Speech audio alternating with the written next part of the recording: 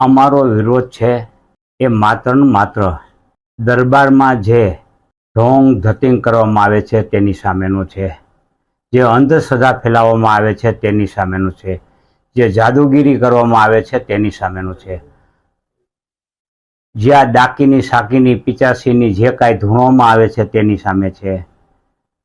આ સિવાય અમારો કોઈ વિરોધ નથી. અમો જો સનાતની છીએ અને સનાતની તરીકે અમારે જે કાંઈ કાર્ય કરવાના થતા હોય તે અમે કરી રહ્યા છીએ. ધર્મનો પ્રચાર કરવાનો બધા ધર્મને અધિકાર છે, તેનો પ્રચાર ને પ્રસાર કરવો જ જોઈએ, એના અમે સમર્થક છીએ. અમારો વિરોધ માત્ર ને માત્ર આ ઢોંગ ધતિંગ સામે છે, પરંતુ આને ડાયલ્યુટ કરીને ધર્મ સામેના વિરોધી તરીકે ચિતરી રહ્યા છે. એ માત્ર ને માત્ર આ એક જે વિરોધને ડાયલ્યુટ કરવા માટેનો જ ઉપાય છે તેમનો. સોશિયલ મીડિયા દ્વારા, અન્ય માધ્યમ દ્વારા ગાળો આપીને, બીજી અન્ય રીતે આપે પણ વિડીયા જોયા છે, સોશિયલ મીડિયામાં ધૂમ મચાવી રહ્યા છે અને ધમકીઓ આપે છે અમુક યુવકો.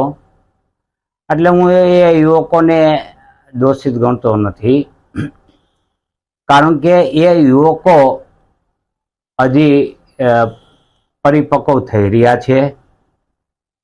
એમની ધર્માંધ અને ધર્મજનોની બનાવવામાં જે કાંઈ વિચારધારા છે એ દોષિત છે, એ યુવકો દોષિત નથી.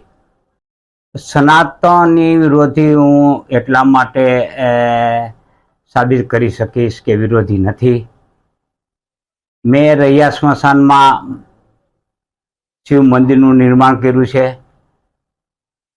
મેં કૈલાસ, અમરનાથ જેવી યાત્રાઓ કરી છે, અન્ય ધાર્મિક સ્થળોની યાત્રાઓ કરી છે. હું ઘણા જે ભાગવત કથાના આયોજનો છે એમાં ભાગીદાર રહ્યો છો, પાર્ટિસિપન્સ કરેલ છે. એટલું જ નહીં, મેં દાન પણ આપેલ છે અને અનેક ધર્મ કાર્યમાં હું અગ્રેસર રહ્યો છું. ત્યારે સનાતન વિરોધી હોય તો આ પ્રશ્ન આવે જ નહીં. એટલે હું ખુદ ચુસ્ત સનાતની છું. એટલે મને વિરોધી એટલા માટે ચિતરવામાં આવે છે કે મૂળભૂત ઉદ્દેશ્ય એ ભૂલાઈ જાય અને ધર્મ વિરોધી ચિતરી અને પોતાનો બદઇરાદો સાબિત કરવા માગે છે. એક મોહિલ મોહિધર નામનો બાલ્ય અવસ્થામાં એ બાળકનું અપહરણ થઈ ગયું છે. એનાથી એનો પરિવાર તો દુઃખી છે, પણ આખી રાજકોટની જનતા પણ દુઃખી છે. એ બાળક ક્યાં છે, કોણે અપહરણ કર્યું છે, બસ એટલું બતાવી દઈએ તો હું બાબા બાગેશ્વરનો ક્યારેય વિરોધ કરીશ નહીં. અને વિરોધ કરેલ છે એની હું માફી માગી લઈશ, એના પગમાં પડીશ અને હું એનો ભગત બની જઈશ, હું એનો સમર્થક બની જઈશ. મારે મારા ઘરમાંથી કચરો સાફ કરવાનો હોય. સૌ જે ધર્મના અનુયાયીઓ હોય એ પોતાના ધર્મનો કચરો સાફ કરે. મારે બીજાના ઘરનો કચરો સાફ કરવા જવાનું હોય નહીં, એ એનો છે. આવો હરકતું લેવા હું ક્યારેય માગતો નથી અને લેવું પણ ન જોઈએ. સૌના ધર્મમાં જે કાંઈ ખરાબ હોય એ ધર્મના લોકોની જવાબદારી છે કે એમને સુધારે. મેં બધા ધર્મનો ઠેકો લીધો નથી. મારું માત્ર કામ સનાતન ધર્મનું છે.